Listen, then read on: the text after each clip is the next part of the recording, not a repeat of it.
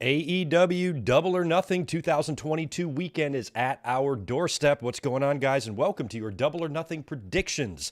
We are live here, kind of a special time, 2 p.m. local time for me on the West Coast, 5 p.m. for everyone on the East Coast. And I'm coming up at this time because I didn't want this predictions episode to overlap with Rampage, which airs at a special time tonight, which I believe is in about an hour and a half from now. So I figured I would come up right before Rampage, bust out these predictions, go through some wrestling news, and basically say goodbye to you guys until the beginning of next week because I am off to Vegas in the morning to attend Double or Nothing. It's going to be a blast. And let me tell you, this card is looking great. I think that I'm going to experience some pretty cool shit in person on Sunday. I am looking forward to it. So that's what we're here today to do. Probably just going to be an hour-long episode here. We'll run through the card. We'll talk about potential outcomes, maybe some surprises, swerves, heel turns, debuts. Lots of stuff could potentially happen on Sunday, and it's probably one of the more unpredictable pay-per-view cards that we've seen, out of any company, either company, for quite a while, because there's a lot of these matches. As I was writing them down here, trying to decide who I'm going to pick, there's a bunch of them that I think could go either way. The only given in my mind is Jade Cargill and Anna Jay. Everything else, I suppose you could look at both options here as legitimate possibilities. So it was kind of fun to figure out who I'm going to pick. Who knows how I'm going to do on these predictions? I'll either do really well or really bad. That tends to be the case with me. But one way or the other, it's going to look. It's looking like a fun weekend of wrestling. On tap for Rampage tonight, we've got Matt Sydal taking on Bryan Danielson. Chris Statlander and Ruby Soho. This is actually an Owen Hart Cup semifinal match, so the winner of this will move on to face Britt Baker on Sunday in the finals. We're also getting a Young Bucks match tonight, and Scorpio Sky is going to receive a new TNT Championship belt, which it seems like they've had a lot of these things already, so I don't know if this is going to be a completely new design, because we had the one with Brody Lee that they retired, and then they brought a new one in. Miro had the white one, and then it went to, Scorpio and Sammy Guevara and Cody. And it seems like we've had a lot of versions of this championship already. So he's either going to get a brand new title that looks the same, or they're going to redesign this thing. I actually have no idea. So that's going on tonight as well. Like I said, special start time for Rampage, which I believe is going to be 3:30 for me local time. So I guess 6:30, something like that. Does that sound right? For Rampage. That's what's going on with that. SmackDown, I did see WWE advertise a few things for SmackDown tonight. I'm not going to be paying too much attention to WWE stuff this weekend, although we will be talking about Money in the Bank being moved out of Allegiant Stadium. But tonight on SmackDown, they got a Kevin Owens show, so you can just flush your brand split right down the toilet. Also, Raquel Rodriguez, taking on Ronda Rousey in a championship contenders match. We love those. So creative, so compelling. That's happening. And also, we've got Butch, Botch, and Bitch taking on the New Day and a mystery opponent. So Xavier mystery partner, Xavier and Kofi will have a friend with them. It could be a return, could be nobody big at all, could be somebody currently on the roster, who knows. And I think if Regal and Mox and Danielson can be BCC, I think they should be BBB, Butch, Botch, and Bitch. What do you think? I think that would be way better than what is it called? What the hell's their faction called? Whatever, they just named it. It's stupid. So I think BBB would be much better. You know what I mean? So that's what's on tap for SmackDown tonight. I'm not going to be paying too much attention to that when I get home from work tonight because I'll be packing up, getting ready to hit the road for Double or Nothing. So if you guys have SmackDown updates you want to pass along to me later on tonight, feel free to do that over on the Twitter machine. I'll be happy to accept those. Please smash that thumbs up button if you don't mind, and subscribe if you are not a subscriber. Not many people are expecting me to be live right now, so who knows how this audience will be. But I appreciate you guys being here. Those of you who have been waiting. How Wheezy, one of our great friends and moderators, was in here early with 2 back-to-back $5 drops. First one, if you had to ask WWE Creative Team one question, what would it be? Why do you not care? Why do you not care?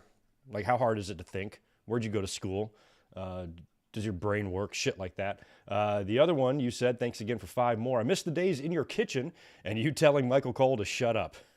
Those were the days. I actually really liked that apartment. That was a great apartment, but it was just a 1-bedroom. I lived there for 3 years. It was really nice, but I would do all of my streaming, and I set up my kind of like my home office in what would be the dining area of that apartment. You know how most of those 1-bedroom apartments have a little side area with a light where you would normally put a kitchen table? That's where my office was. So in the background, you could see my kitchen, and I would do a lot of live reactions and streams from there back in the day, always getting on the case of Michael Cole. Those were the days. I'm in a much better place now. This house is sweet that I'm living in now. Nick Musser, appreciate you being here as well. Good to see you. Little Justin, Mato CCDC, Greg in the middle of the day. That's right. David Brown, welcome back, man. Glad you're here as well. We've got Jet the Hawk, Cobro, Vash, Starwind, Kwan, Lee, the LG 30 fan. I can't even read all of that.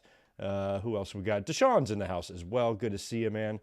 Matthew, Kenny, everybody else that is here. I appreciate it. If you guys are interested, there is a WWE Over the Edge 1998 review on my channel that dropped yesterday, so you can check that out to get yourselves caught up on the content. And then in terms of what you're going to see from me the rest of this weekend, I'm going to try to come up here and give you my personal review of Double or Nothing. I'm also going to do my best to take as much video and photos as I can, but a lot of times when I intend to film a lot, I just going to get caught up in everything and don't do so well with that. But any sort of footage, photos, any cool shit that I get while I'm there, I'll share that with you guys this week. And, you know, in some sort of video, maybe I'll try to come up here on Tuesday and do a live stream and discuss my time at Double or Nothing. The plan was to go to Dynamite in LA on Wednesday. That was the plan all along. However, as I was discussing with Elizabeth and our schedules, one thing we kind of don't take into consideration being out here on the West Coast is how early these shows start. And it was really messing with our schedule.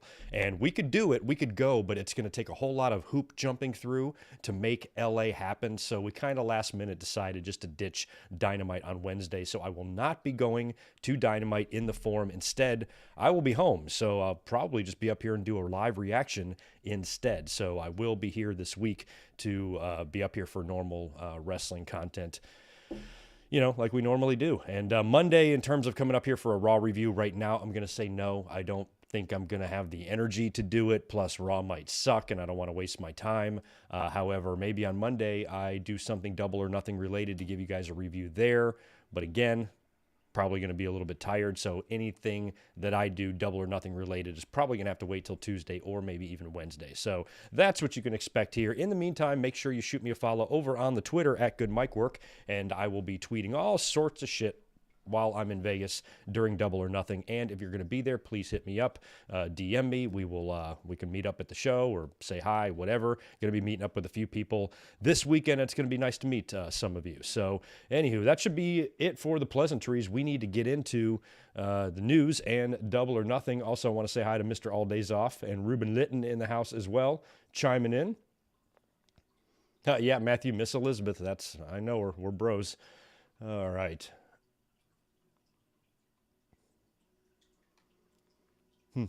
Yeah, we're going to be talking about Wardlow and all that stuff here later on. I think AEW is setting themselves up for a lot of fun on Sunday because, like I said, there's a lot of unpredictability to these matches. I'm really looking forward to it. But before we get into Double or Nothing, we got a little bit of wrestling news to get into. The big news yesterday was that WWE had sent an email out to everyone who purchased tickets for this year's Money in the Bank coming up in the beginning of July at Allegiant Stadium in Vegas that they're moving the show to a different venue. They're going to be putting it in the MGM Grand, which is weird. I think WWE usually runs T-Mobile and AEW usually runs MGM, right? And now it's switched. Double or Nothing is at T-Mobile, and now Money in the Bank is going to be moved out of Allegiant Stadium. Apparently, ticket sales was given as the reason for this. I think they've only sold about 17,000 tickets for an arena that holds 80,000. And I was at SummerSlam last year. As a matter of fact, me and Elizabeth were we were walking through. We were either leaving or it was intermission. Maybe not intermission. We were going to the bathroom. I don't know what the fuck we were doing, but we were walking through the arena when the announcement was made that Money in the Bank was going to be coming to Allegiant Stadium next year. And I even thought about it. I'm like, damn, that's really crazy. And the first two things I thought of was I am at SummerSlam right now, the second biggest pay-per-view, arguably the second biggest pay-per-view of the year. And this place, this Allegiant Stadium, is still only about, I'd say, 60% full. And this is SummerSlam. So how are they expecting to put at least the same amount of people for Money in the Bank? First thing I thought of. Another thing I thought of is that Double or Nothing is also going to be in Vegas the month before, and running a pro wrestling show 1 month after your competitor was just in the same city that could also affect your ticket sales as well. I just went and saw wrestling last month. I'm not going to go watch another pay-per-view, pay another $200 for a seat.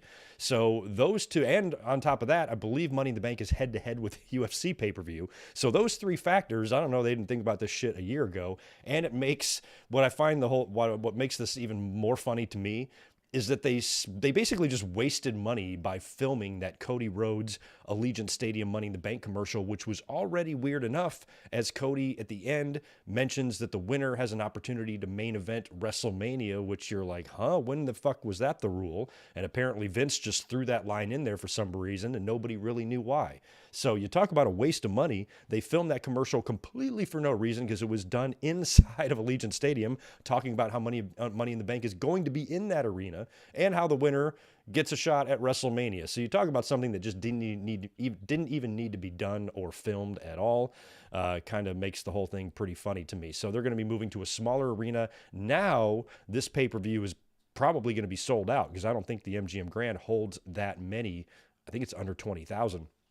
So it'll be full. It will look great. And that's what I prefer. I prefer wrestling shows to be in venues where you can fill them up. AEW has done a pretty good job of that, running arenas that have a capacity of around 10,000. You can really make your setup look great when you're in arenas like that. But WWE has all these relationships with all these big arenas all over the country. When they bring Raw or SmackDown in and they put 3,000 or 4,000 fans in an arena that holds 20,000, that's when you have to tarp shit off and make it and set it up like a stage and put all the fans on one side. It just doesn't it doesn't look right. It doesn't give you that fun, intimate vibe where smaller arenas do. So Money in the Bank is probably going to have a pretty awesome atmosphere because it's going to be full, and we could potentially see some really interesting surprises at Money in the Bank. So probably a good move on WWE's part. I just think that they shouldn't have booked Money in the Bank to be in Allegiant Stadium to begin with. Maybe put WrestleMania there 1 year, maybe a couple of years or something like that. But Money in the Bank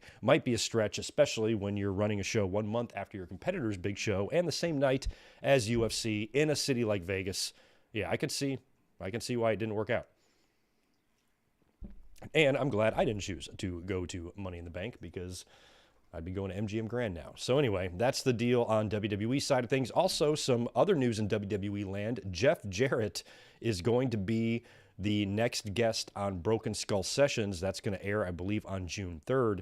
And this one I'm really interested in watching because Jarrett and Austin have had heat. They got some beef from way back in the day. I would assume everything is fine now, but 25 years ago, the two of them were not on the greatest of terms. And Austin, from what we understand in the stories we've all been told, is that he just flat out refused to work with Jeff Jarrett. They had like one interaction on Raw where Austin stunned him and did the strut, but in terms of working a match or a program, he refused because of Jeff Jarrett coming into the company on his first night, cutting that shoot promo and, basically throwing shade at Austin, and he didn't like it and thought it was going to potentially cost him business and money, and just refused to work with Jarrett. So we will see if they will bring this up. They likely will, because Austin has always been really good about owning up to some of his some of the issues that he had, and sometimes when he's wrong, he admits he's wrong. So I'll be curious to hear Austin's take on this. Jeff Jarrett seems like he's the type of guy that's just going to be like, yeah, shucks, whatever, Steve, and just kiss his ass. You were right. I totally understand why you had to do that. I can see Jarrett saying that right now in my head. I can't imagine Jarrett saying, you know what, Steve, that fucking pissed me off. You cost me business too. And because of that, you could argue that maybe I didn't achieve as much success in WWE as I would have because of the heat that I had with you. But I don't think it's really going to be like that. I think everything is kind of water under the bridge now. But the fact that Jarrett's going to be on there, Jarrett also is apparently working back with WWE. He was let go after coming in as an agent or producer, worked on the creative team a bit. They let him go during COVID. Apparently he's back again in the company, which might explain why he was chosen to be the next guest on Broken Skull Sessions. But that should be a really good episode. I'm looking forward to the Jeff Jarrett one, because besides all the issues he had with Steve Austin, he has a really interesting career, because of who his dad is and some of his interesting travels bouncing back and forth between WWE and WCW as well once he grew and matured and got a big contract. And it'll be It'll be an interesting watch, that's for sure. But we're going to be jumping in here to the predictions right now. Let me just scroll through here and knock out some more super chats roll in. And I want to thank Matthew Kenny. Very nice 1999 drop there. Appreciate that very much, my friend. Thank you for being here as always. And that was very nice of you. JJ Leg is in as well with $5. Excuse me.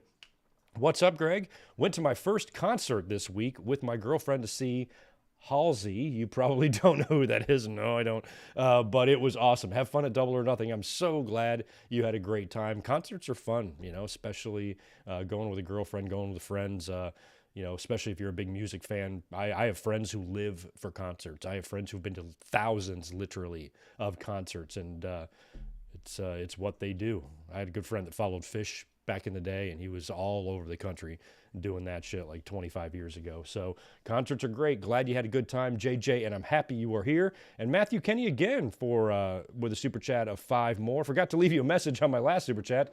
Buy yourself a beer on me at Double or Nothing. Well, Matthew Kenny, $25 ought to just cover one beer, so I appreciate that. I think we all know concession prices at stadiums are ridiculous. 10 times worse than movie theaters. But, that's kind of comes with the territory. Every time I go to a show, I'm like, yep, I'm going to drop $100 just on shit that I consume in my face. It's just part of going to shows. But thank you for that, dude. I appreciate it. And thanks for being here. K-Dog's Kennel, what's up, dude? Hey, Greg, how are you? Safe travels to Vegas. Enjoy Double or Nothing. Yeah, it's a really easy drive to Vegas. I've only made the drive once last year when we went to SummerSlam from San Diego. Every other time I've been to Vegas, I've flown. But the drive is really easy. It's just flat, straight, and not too much traffic, and should be fine. I'm really looking forward to getting up there. It's hot as hell. I was checking out the weather. It's going to be like 102 degrees while I'm there. So I think it's cool. They won't throw me out. Like if I wear like a purple thong and like a wife beater, they're not going to like send me home, right? I can wear that and sit in my seat with it, right? I'll be fine. I'm sure I'll be fine. Anywho, let's get into AEW Double or Nothing. I never did count the amount of matches here. I want to say it's 10, including the buy-in match. And unfortunately, I wrote my predictions down in reverse order. I've got the main event on top. I want to start with the bottom of the card, so I'm going to have to read these from the bottom up. But we are going to start with the buy-in. Hookhausen, Danhausen and Hook taking on Tony Nese and Smart Mark Sterling in a tag team match based on how Tony Nese completely annihilated Danhausen in that match and beat him in about 4.5 seconds. You got to know Hookhausen's going to get the win here. I think Danhausen needs to avoid getting himself stuck in the ring with Tony Nese. If he's in there with Mark Sterling, I'm sure he will be fine. But Hook is probably going to have to do the majority of the work here, and I'm going to go Hookhausen all the way. This is a buy-in match. Crowd is going to be filing in. I'm probably going to be taking the sip out of my first beer. I don't want to see Tony Nese and Mark Sterling win this match. I want to see Hookhausen win. So that's who I'm picking. And by the way, I should also preface these predictions by saying that a lot of these predictions, because I'm going to be in the building, I'm predicting what I want to see happen. That's what I would prefer, not necessarily what I think is the right decision or what AEW might do. I'm predicting what I'm hoping to see. So I am approaching these predictions a little bit differently than I would if I was just sitting here on my ass at home. So keep that in mind as we go through here. We've got the House of Black taking on the Death Triangle. Man, I feel like House of Black has got more momentum, more upward trajectory in their run than Death Triangle at the moment, but I wouldn't mind, seeing Death Triangle win. I also think this could be a good opportunity to bring in a debuting person if House of Black wants to, if they want to add any more members here, if they want to do the Julia Hart thing finally, or if Death Triangle has someone come in on their behalf. This seems like a match that they might want to do a lights out thing, come up and somebody's in the ring type of shit. Who that person would be, I don't know. But I can't really put my finger on any specific potential debut that we could see here or run in. So I'm just going to go with House of Black getting the victory in this match. It should be real good. We've got the Hardy Boys taking on the Young Bucks. This one I'm really excited to see just because it's kind of a legendary match. I mean, these are two teams where the Young Bucks, really patterned themselves after the Hardys, and the Hardys patterned themselves after other teams and to see this evolution kind of trickle down. And the fact that I'm from North Carolina originally, where the Hardy Boys grew up, I was watching them at WWE shows when they were fucking teenagers. I was in the building the night they won their first ever tag team championships against the Acolytes on Raw. So to come full circle here all of these years later, 25 plus years later, watching them take on the team that, they essentially probably passed the torch to in terms of their style and notoriety. It's kind of a cool match for me to see in person. I don't really care who wins this match. I could make a case for both teams. I think I'm having trouble telling on TV if the Hardys and the Bucks are going to make this an actual program or if this is just a match to get all these guys on pay-per-view and to give the fans a really cool pay-per-view match for Double or Nothing. And then when this is over, the Bucks are going to be concentrating on all the shit going on with the Elite, because there's probably going to be a lot going on there with Adam Cole potentially, and who knows when Kenny Omega comes back, or if this is going to be the beginning of a little run between these two teams, and they'll have a couple of matches, maybe a blow-off on Dynamite to put the whole thing to bed. So I am going to pick the Hardy Boys to score the upset here. I think the Young Bucks is an obvious pick here to win. It would be kind of cool for the Young Bucks to beat the Hardys and there to be some sort of handshake, official torch passing type of deal, between these two. But I think you get more mileage if the Hardys win. Jeff Hardy just came into the company.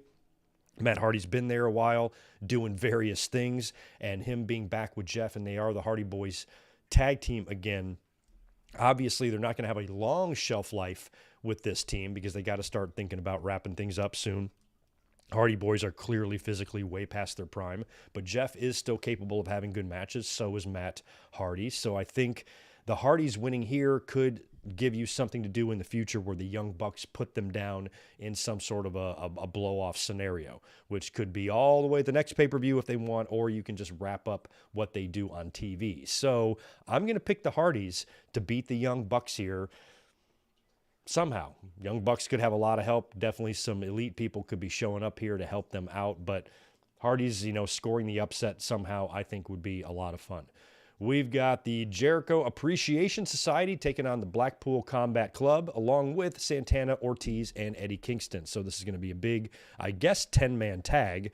No real stipulations that I saw announced for this thing. Of course, Jericho had pitched the Stadium Stampede, which would really just be an arena stampede since they're not in a stadium. And Moxley shut that whole thing down right away. He just wanted to fight. But sounds like this is just going to be a straight tag team match with regular traditional rules. So Jericho Appreciation Society, I do like them. However, I don't like them nearly as much as the Inner Circle. I think Jericho needs to give it up with the whole wizard shit.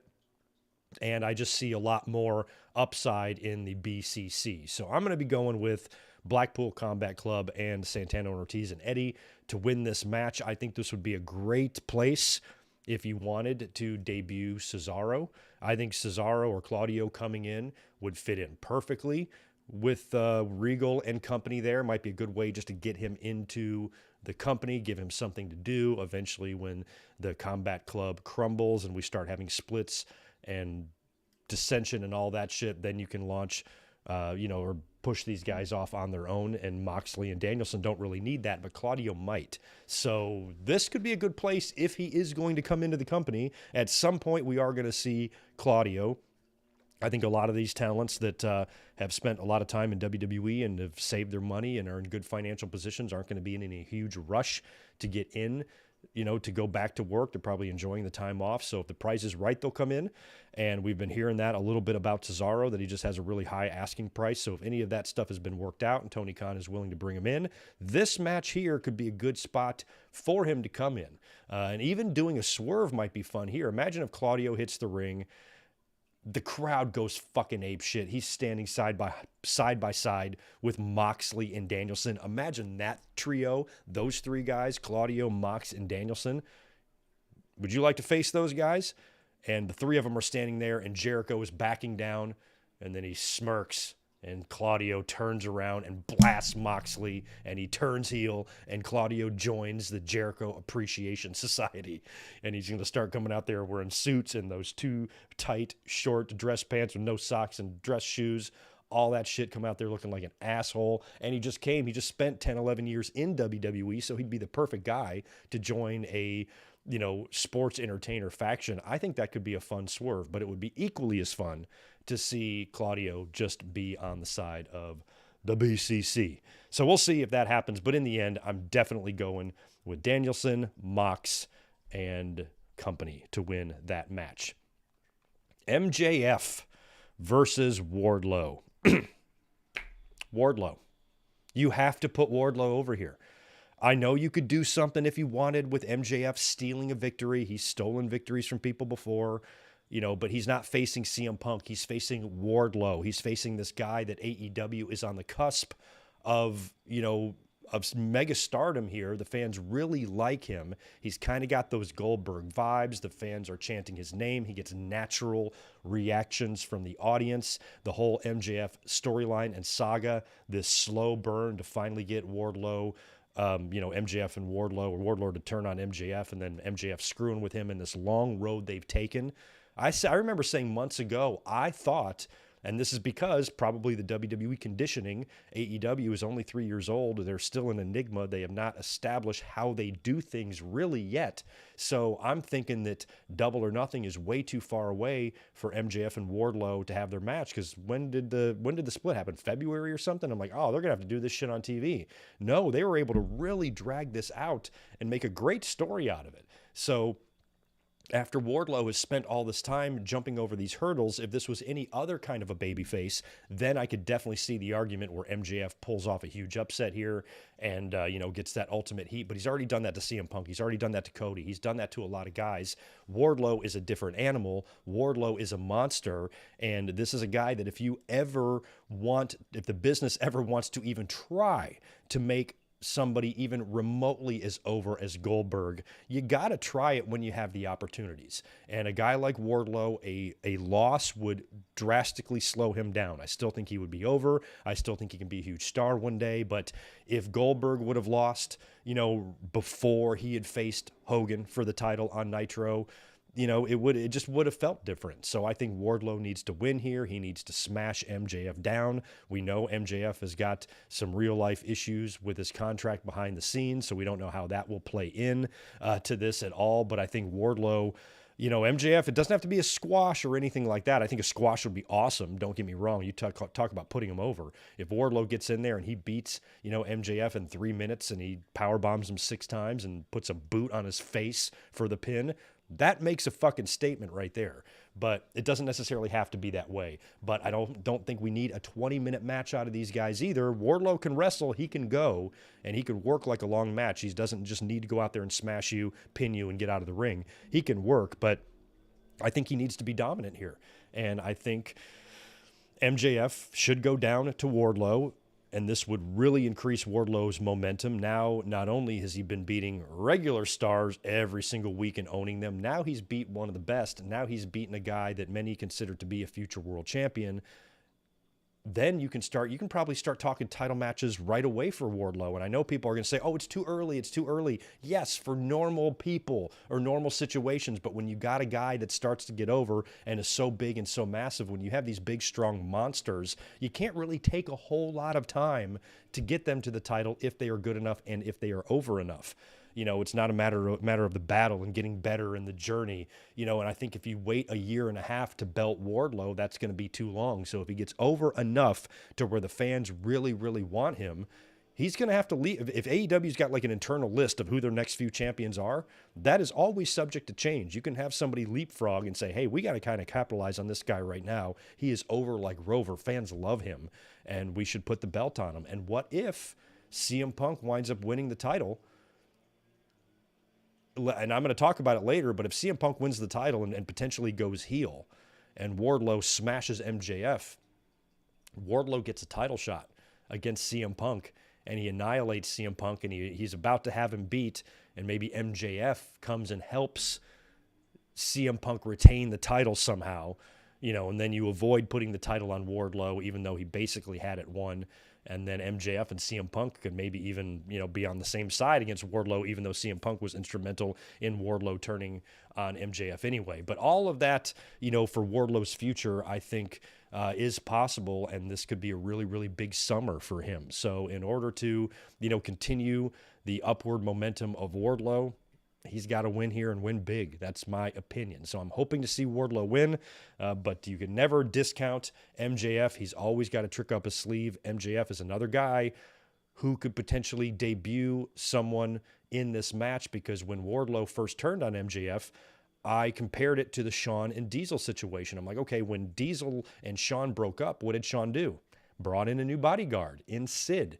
So MJF could potentially do the same thing. We've talked about Brian Cage, and if Brian Cage came in to be MJF's Sid, maybe he could play a role in this and help MJF actually beat Wardlow. So I'm not ruling it out that MJF could beat Wardlow here with a lot of help. It's just, if I'm booking this, I'm not doing it. I am continuing to have Wardlow win. Why? Because it's working and fans like him. So until that changes, I'm going to keep going in that direction because he got something good here. So we will see if that turns out to be the case. But like a lot of matches here, there's plenty of possibilities to go the other direction, to do a swerve and actually have MJF go over. It's possible.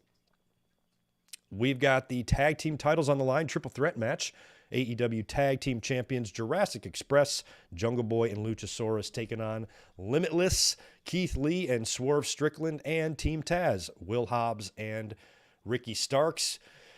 We've all been waiting for Christian at some point to do the turn here. Another, much like Wardlow, another situation that's just taken a really long time to get done. And I think that's kind of been on purpose because the fans are now anticipating it. And now when it does finally happen, it's going to be pretty great. I feel like we're on the cusp of it based on last week on Dynamite and Christian, I think, hugging Jungle Boy in just a very strange way. I have a feeling, just body language-wise, that maybe this could be it. And I think Jungle Boy and Luchasaurus are ripe. I predicted them to lose the championships in their last title match that they had, I believe. So I feel like it's time to move the belts on. And as much as I would like to see Swerve Strickland and Keith Lee win the titles, I think the better team to win here is Team Taz. I think Ricky Starks and Will Hobbs should pick up the titles here.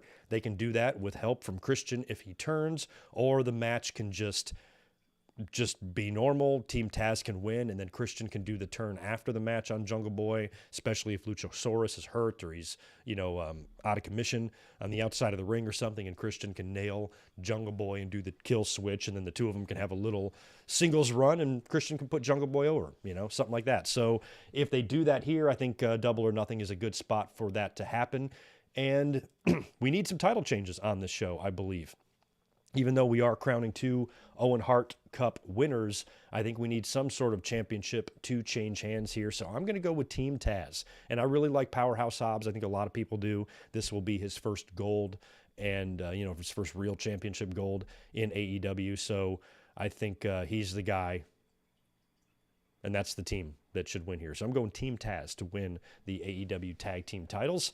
We've got the AEW TBS Championship on the line. Jade Cargill defending against Anna Jay. I think this one's pretty obvious here. It's got to be Jade Cargill. She's going to keep rolling here. I'm glad Anna Jay is getting this title shot. This is a good match for her to be in. Championship match on a pay-per-view. That's good experience points for her.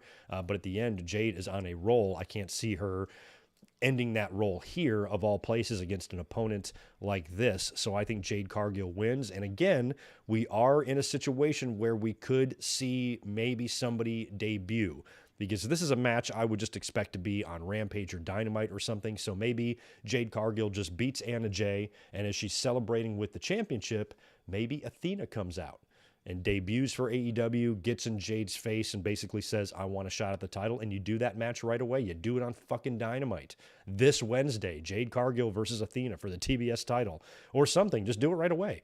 And Athena can come into a loss, or maybe Athena can be the one to actually beat Jade Cargill. What a big upset that would be if she came in, caught Jade off guard, and is able to beat her, and then Jade can even win the title back from her if they choose. But I think that match because of kind of the randomness of it, I think you could see somebody like Athena debut. I think that would be a lot of fun. Keeping with the women, we have 3 women's matches on this show. So for the folks who say AEW doesn't give the women enough time, you're right. But at least you can't say that for this show because we have 3 women's matches on this pay-per-view, and that's pretty good. The next one is, of course, the AEW Women's Championship. Thunder Rosa defending against Serena Deeb. Thunder Rosa's run, the journey has been much better than the destination. It was a lot of fun to see her gain that momentum, dating all the way back to that first match with Britt Baker, that bloody one, all the way up until her winning the championship like 1 year later to the day at the same show. It was perfectly set up, perfectly done, perfectly executed. But since then, it's been kind of underwhelming of a run for Thunder Rosa so far. Her segments haven't been very good. They tried to pick up the steam here a little bit with these two because I think Serena Deeb is awesome. She's a great opponent for Thunder Rosa. She got the opportunity to have that big promo on Dynamite the other week where she got in Dustin Rhodes' face and all of that. But I'd almost feel like Serena Deeb would be a better candidate to beat Jade Cargill than beat Thunder Rosa. So I think if Thunder Rosa were to lose the championship here, she would be, or an AEW, maybe not her specifically, but I think AEW would face a lot of criticisms for how they handled her run and the length of her run, considering how fun the build was getting her to that point. All of her segments on TV were just a little off. They didn't feel right. They weren't well executed. And if she were to drop the title here, I think most people would look at her title run as a complete failure. And Thunder Rosa doesn't deserve that because she's awesome. So I'm going to go with Thunder Rosa to retain over Serena Deeb. If this match is good, I think that's going to help kind of wake up AEW with Thunder Rosa and really give them another chance with her. So hopefully not only is this match just a barn burner, but you have Thunder Rosa retain. I want to be taken on a ride in this match. I want myself and everybody else in the building on Sunday to give this match a standing O when it's over. And when it is, back when we get to TV, hopefully Thunder Rosa, her next program, or if she continues things here with Serena Deeb, can just be a little bit better, because so far a lot of what's been going on TV, number one, she hasn't had much TV time, and the TV time she has had hasn't been great. So maybe this can be a little rejuvenation for the run of Thunder Rosa, and a really good match and victory over Serena Deeb. I think it could help accomplish that. What about the Owen Hart Cup Finals? Let's start with the women. Britt Baker taking on the winner of Ruby Soho or Chris Statlander. That match goes live in just a little while, about a half an hour, 45 minutes from now, I believe. That match will be taking place on Rampage, and we saw Britt Baker win on Dynamite over Toni Storm. A lot of people were upset with that, felt like Toni Storm should have gone over there. A lot of people felt like she was going to win. I've maintained all along that I feel like Britt Baker is probably going to win this tournament. I compared it to Bret Hart in 1993 because I think a lot of fans are just programmed to automatically say, oh, she doesn't need it. Well, Bret Hart didn't need it either. And I think it's about, perhaps, like I mentioned, the Owen Hart tournament, this is your first one. This is honoring Owen Hart, somebody that the wrestling world tragically lost all those years ago in that horrific accident that haunts us all. And Owen is every bit as beloved as Eddie Guerrero or any other, former star who we've lost in a tragic way. And if AEW intends on, which I believe they do, making this Owen Hart tournament an annual thing, like the King of the Ring or like the Royal Rumble or whatever, when you're trying to build your history, you would think that you would want your first ever winner to be a major star or somebody that is, synonymous with AEW wrestling, or somebody basically that 10 years from now, you can look back and show video packages of this tournament and the first winner and how it started and what it did for the talents who won. I think establishing value in the cup early by having the first winners be major names like a Britt Baker and like the name I'm going to predict in the next match. I think that's a good way to establish the importance of the cup. So in the future, it can be used to elevate talents like Toni Storms, like Chris Statlanders, like Ruby Soho's. So from that aspect, I can completely understand AEW wanting to have Britt Baker be the first winner. And I'm perfectly fine if Britt Baker does. I'm not one of those people, she doesn't need it. I hate that because you don't know what you're talking about. It's not about needing it. There's more to it than that. But I would like it. Even though I say that, I do agree with giving the first ever Owen Cup to a Ruby Soho or a Chris Statlander would be awesome.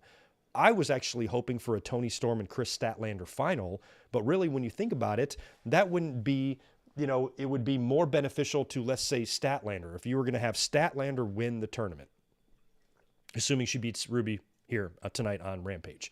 Let's say the plan is to have Statlander win the whole tournament. It's probably actually better if she faces Britt Baker in the finals than Toni Storm, because winning the Owen Cup final, not only making it to the finals, winning those matches to get to the finals, winning the finals, and beating an opponent the caliber of Britt, somebody who is clearly going to be AEW's Charlotte, that is like a great 1-2 punch. Not only are you first ever winner, look at who you beat to win the tournament. So that would be a great way to establish Statlander or Soho if one of them go on to the finals to actually win this thing. But at the end of the day, as much as I would be fine with that. I don't really truly have a dog in this fight. I can see logic on both sides of this thing. It doesn't have to be so black and white. You can kind of be okay with both victories, but based on the reaction I saw on social media after Baker won on Wednesday, I'm like, yep, here we go. Fans are going to start looking at Baker the way they look at Charlotte and WWE. So AEW, because that's just the way fans are. So AEW's got to be careful here. If they just put her over too much, the fans, because they have the attention span of a fucking gerbil, are just going to immediately start making the Charlotte comparisons. Oh, she's Charlotte, she wins all the time and all that, when that's really not what's happening here. So I'm going to go Britt Baker. I'm still picking Britt Baker to defeat either Ruby Soho or Chris Statlander. I think it could be either one of those two women winning tonight on Rampage. I would like to see Statlander win. I think everybody likes Statlander. I like Soho too. I really like to see both of these women somehow make it to the finals and both win. I like them both.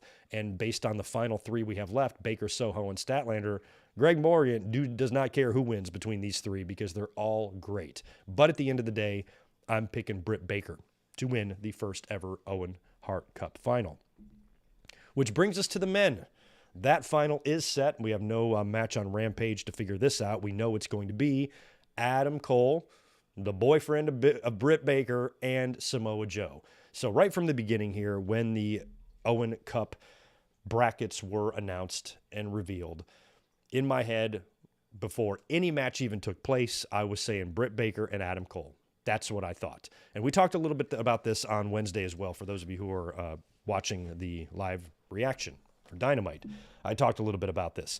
So it feels like the obvious choices here have been Britt Baker and Adam Cole all along. However, I wouldn't mind a little bit of a swerve here on the men's side. Who is Adam Cole's opponent? Samoa Joe. Now, Adam Cole, I think, has got a lot of years left on his in-ring career than Samoa Joe, which is precisely why I think Samoa Joe should be the guy to win the men's tournament. I love Adam Cole. I want Adam Cole to be AEW World Champion.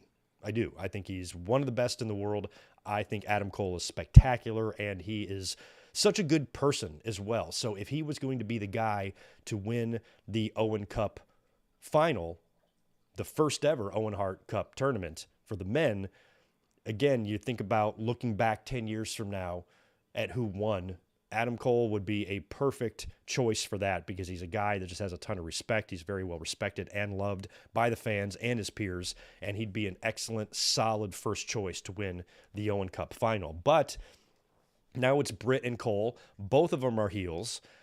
And is that really what you want for the Owen Cup final? Apparently Martha Hart is going to be there to present the trophy to the winner. I don't know if this is a situation, the very first one ever, that you're going to want to heel, grabbing the trophy away from her and then getting on the mic and say, I won this by myself. It could be a nice tribute to Owen if somebody did that. Like if Britt Baker grabbed the mic and say, I did this by myself. Nobody helped me. Not you, Mom, not you, Dad, and certainly not you, my lousy brother, Brett. Or if she's cut some sort of a promo like that was heelish, but was a tribute to Owen at the same time, I would fucking love it. But, on the men's side of things, not that Adam Cole couldn't do the same thing, but looking at Samoa Joe, he's a guy that's probably going to be wrapping up his in-ring career soon.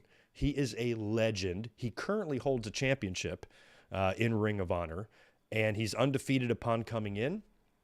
And he's a guy that also, because there's no telling. Adam Cole could find his way back to WWE one day. We have no idea how the wrestling landscape is going to change over the years. So again, if and Britt Baker could do the same thing. Britt could jump to WWE one day. Who knows? But I don't think AEW wants to find themselves in a situation where their first 2 Owen Cup winners are now in the other company, where Samoa Joe has already been fired from WWE 3 fucking times. And I think it's safe to say that he's not going to be going back there. And with AEW acquiring Ring of Honor, I think it would be awesome if Samoa Joe had a lot of influence and worked with Ring of Honor in the future. After his in-ring days are done, he can work in a behind-the-scenes capacity and just be a part of that company without any real fear of him going back to WWE.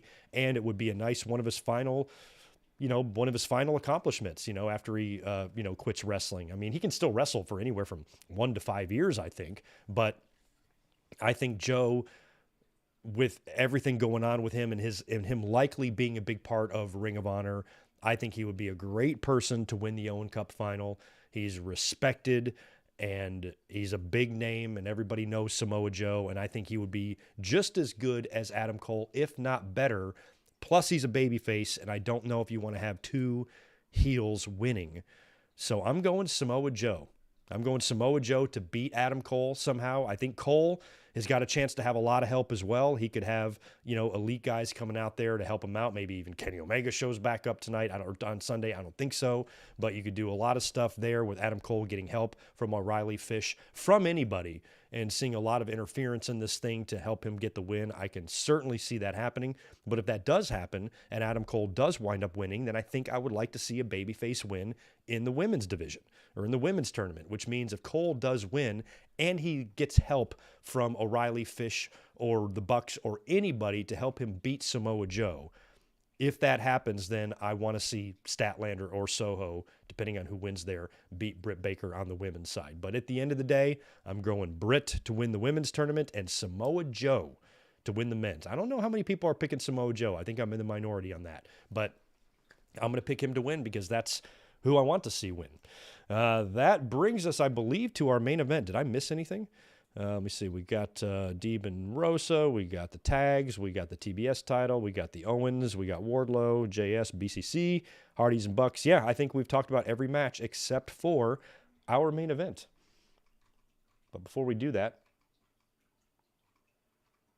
let me cruise over here and knock out the super chat from Tomas Aridia. Welcome back, dude. Appreciate that $5 from you. I know I'm in the minority, but I really don't want to see Punk win the title. I'm not a huge fan of him. I'd rather see Paige's run continue. Well, that is a perfect super chat to drop because that's what we're about to talk about right now.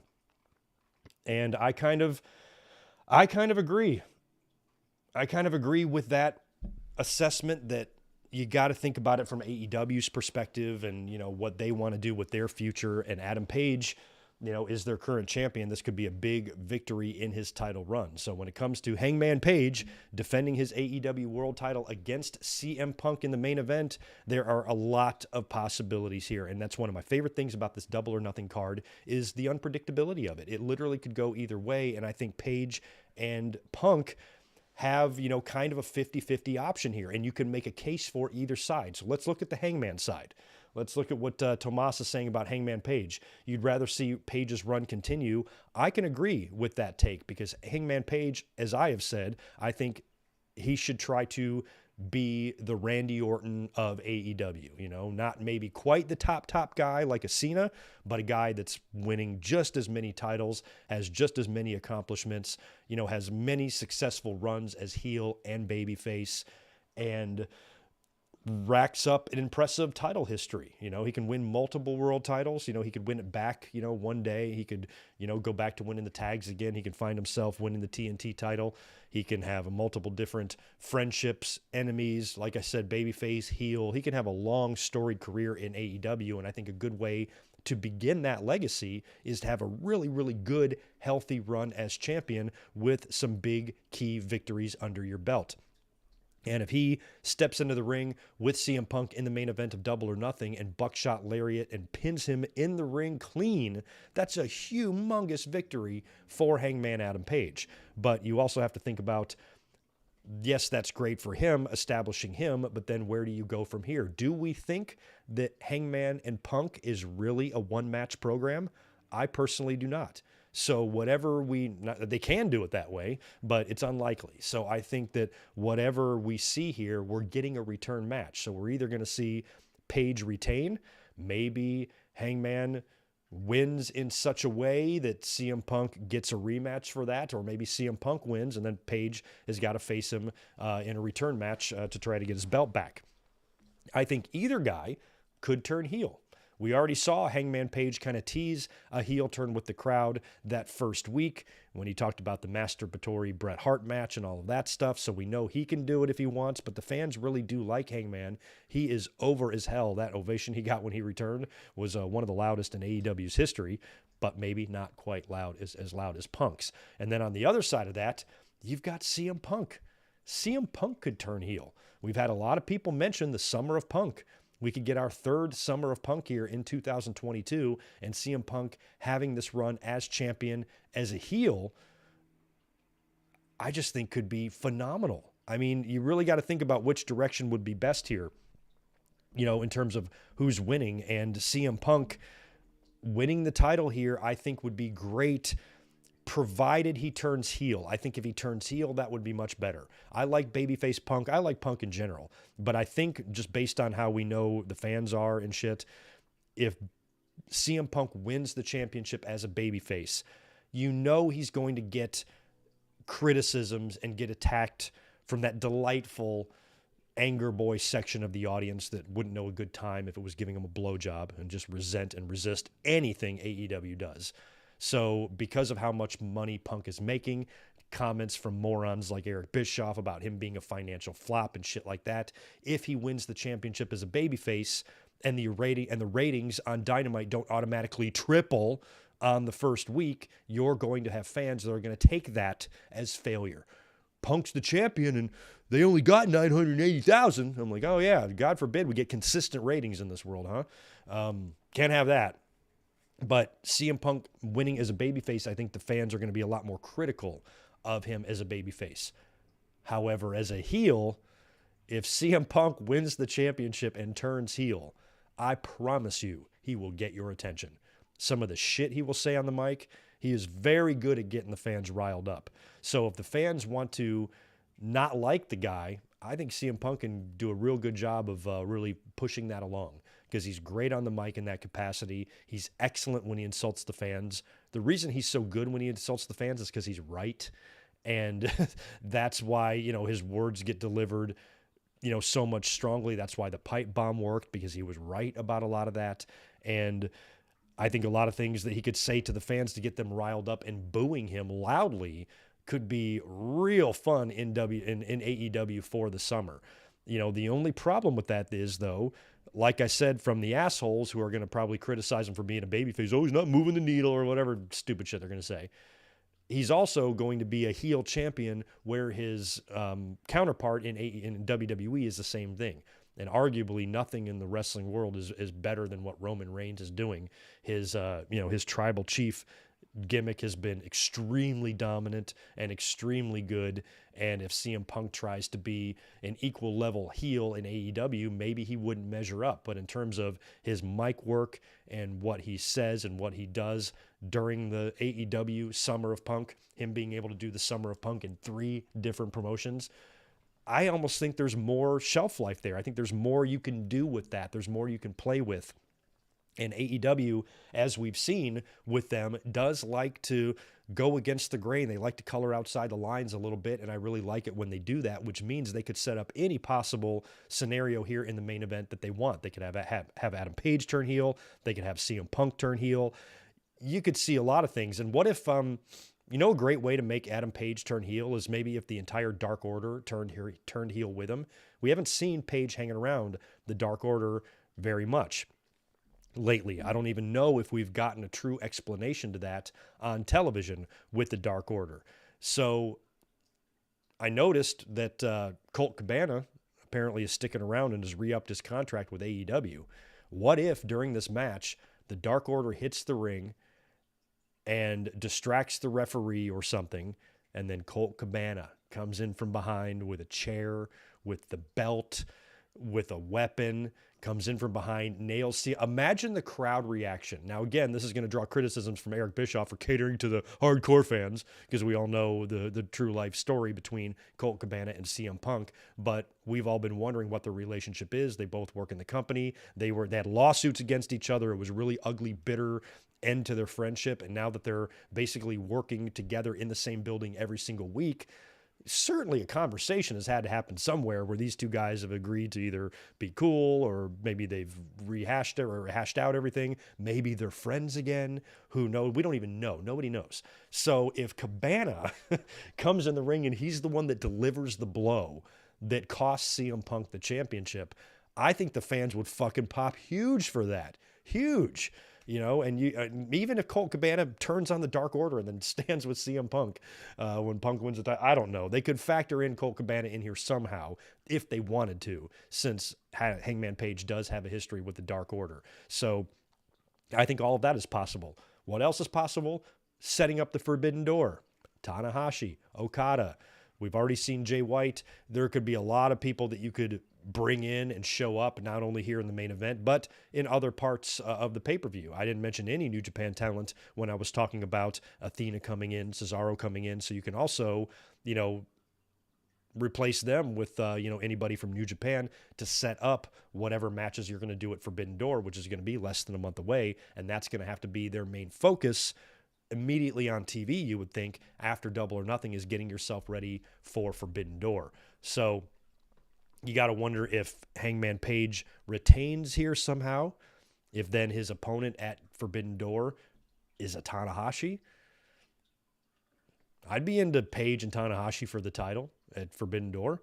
You could see a lot of people showing up and doing something from New Japan to set up Forbidden Door stuff. So I talked about Page and Punk possibly having a return, this being a program that extends into the summer.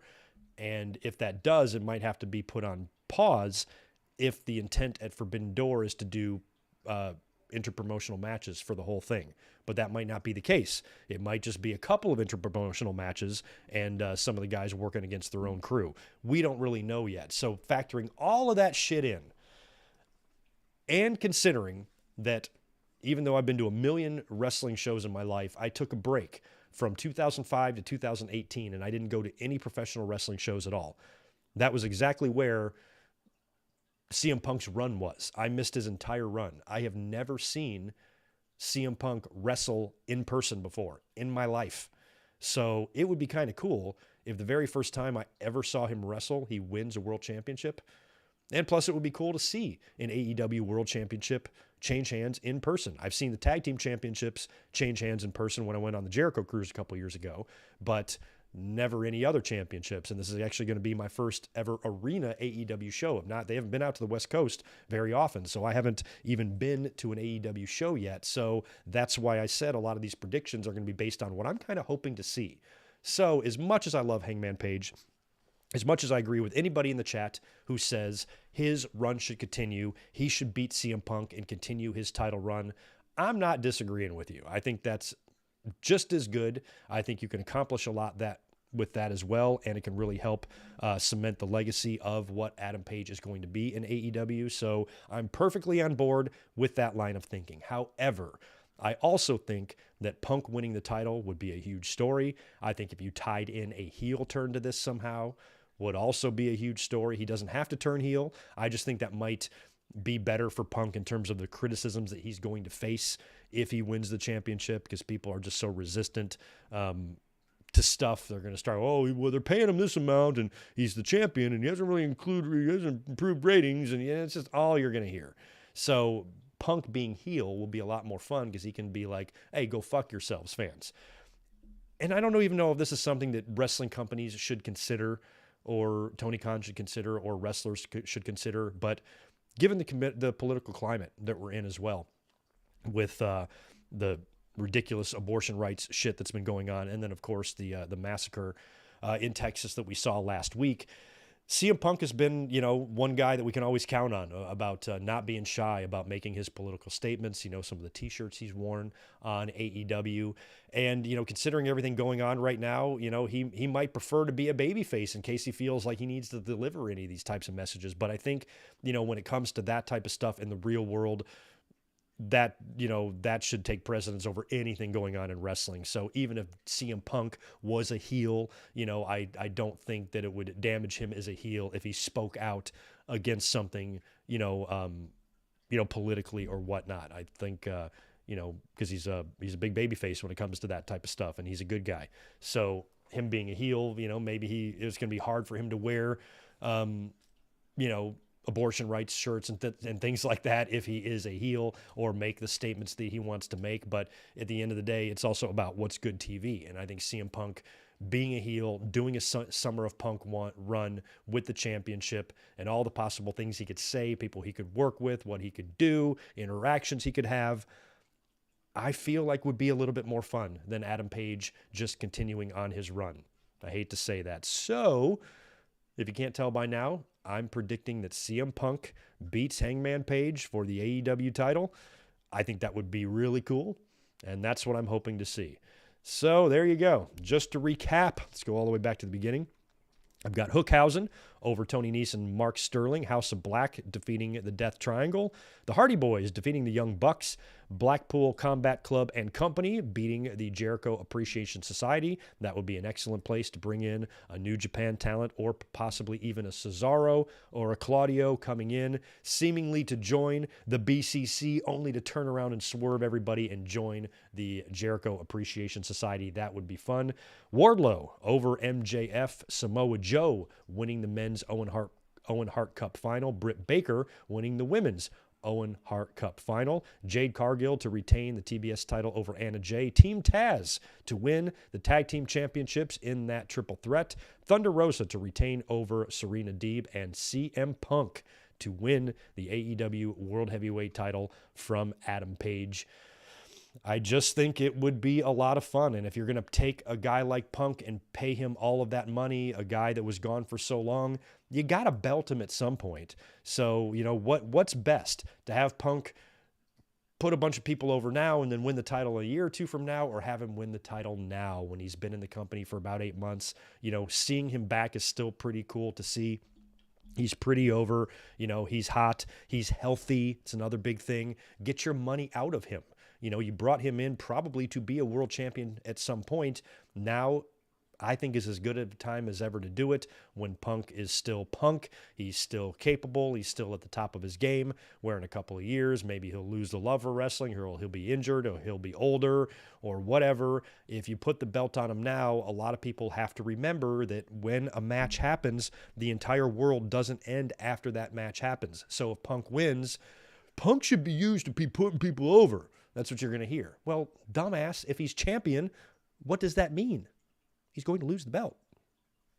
Same thing can be accomplished there. CM Punk wins the championship. That means somebody gets to beat him for that championship, which also means it could be awesome if, somebody like Page or another AEW homegrown star like a Wardlow winds up beating the one to beat CM Punk.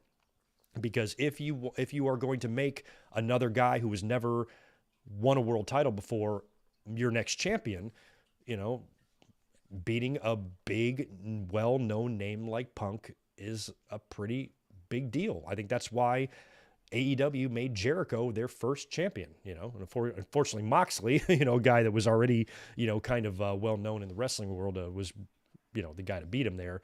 But still, Jericho being the guy at first was because people knew who he was. So CM Punk being champion, dropping it to somebody at All Out. I mean, shit, maybe his run is short. Maybe CM Punk wins the title at Double or Nothing and drops it at All Out. If not, and Page retains here, then All Out will definitely be where Page will drop the title, you would think. But wouldn't that be predictable? If Page continues his run here, I think most fans will assume, not that it would happen, but most of us, I think, would assume, oh, he beat Punk, he's definitely dropping the title at Double or at All Out in September. And I think a lot of people would be anticipating that. But if you did a title change here, I think less people would be anticipating it because you do have a large portion of the audience who are expecting Hangman Page to beat Punk and win the title. So the unpredictability, and retain the title. So the unpredictability is what makes this match so great. So I think it's going to be, I would put the pelt on CM Punk here. And like I said, I have, selfish reasons for that because I want to see an AEW title change in person. I want to see CM Punk win the title in the first match I ever see him wrestle live. That's cool. So I'm picking Punk. There you go. We'll shoot over here to the chat, see what you guys have to say about this, and I'm going to have to get out of here pretty soon. So make sure you're smashing the thumbs up button for me and all that good stuff. We had, where was that question I wanted to answer earlier? Yeah, and CM Punk, we've seen over the years, he's naturally kind of grumpy and all that stuff. So he's a great heel because it's really easy for the fans to kind of, it's easy for them to turn on him. Monique, appreciate that $5 from you. Hey, Greg, hope you have a good time this weekend. Will you be at the media scrum after the pay-per-view? No, probably not doing the media scrum stuff. I don't even know if I can get in there. I don't think I can. I did see that Tony Khan is going to allow that stuff to be filmed, I think. He said something like that. He tweeted out something along those lines. So we'll see if any big information comes out of that. And I wouldn't even rule out, I don't know what I'm going to be doing that night, but maybe when I get back to the hotel, I mean, I can live stream from my phone. I could come up and do a quick live stream and talk about, the show and just give my quick thoughts on it. I did that for the first ever SmackDown at Staples Center when they moved to Fox, and we went to that, and hotel was right across the street, so we went back up to the room, and I recorded, or didn't record, I went live on my phone and talk to you guys about the show a little bit. So I suppose that is possible, that's something I could do, but I'm just not sure really how everything is going to go and if I'm going to meet up with anybody else. I had a couple of extra tickets that I got DMs on. They have been taken. I was able to pass them over to Cassidy Haynes of bodyslam.net. So I did get rid of the tickets for those of you who are asking, because I was amazed that I was having trouble unloading those. But my seats for Double or Nothing are great. I'm really looking forward to it. I've got excellent. I'm in an excellent spot in the arena. I can see everything, and it's going to be great. The hard cam should be facing me. So if you're watching the pay-per-view on TV, according to the seating chart anyway, if you're watching the ring, I'm going to be just a little bit off to the left of the ring, probably less than halfway up the upper level. So you might be able to see me. I'm not going to be carrying a sign or anything like that, but I will be wearing, like I said earlier, a purple thong and a wife beater. So just look out for me. Look out for that because it's going to be hot there, and just look for my bald ass rocking that stuff, and you should be able to see me. But that is going to pretty much do it for today. I got to get out of here. I got to go to work tonight. I got to start packing up. I got to gas up the car, do all that stuff, and then we are heading to Vegas tomorrow. I appreciate you guys being here. Enjoy Double or Nothing. Feel free, please, to send me any updates or anything you guys want to let me know about this weekend via the Twitter. Shoot me a follow at Good Mic Work. I will be tweeting my experiences at the show when I get there, who I see, what I'm doing, that sort of thing. So you can follow my journeys and my adventures over there on Twitter until I return to YouTube to let you guys know about my Double or Nothing experience. You guys have a great rest of your day. Have a great weekend, and I will be back up here soon to talk AEW, WWE, and all that good stuff. Y'all take care. Peace.